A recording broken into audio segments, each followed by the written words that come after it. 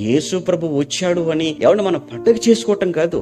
ఆయనను పండగ చేసుకుంటావు అని రాలేదు. ఆయన నీ పాపం తీసివేయడానికి వచ్చాడు, నువ్వు పాపం చేయకూడదని చెప్పడానికి వచ్చాడు. కానీ ఈరోజు మరలా క్రిస్మస్ అన్న పేరుతో, పండుగ పేరుతో మరలా మన వాళ్ళు పాపం చేస్తే ఏమన్నా బాగుంటుందో చెప్పండి?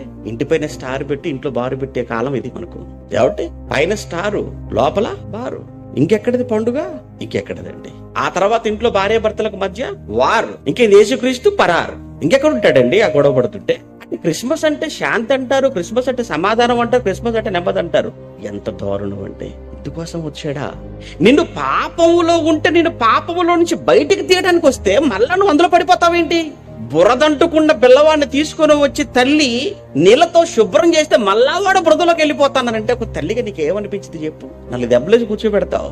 లేదనుకుంటే వాడు స్వభావం అంతే. ఇక అంటే ఒక పంది స్వభావం. దాన్ని ఎంత తీసుకొచ్చి మీరు నీళ్లు పోసి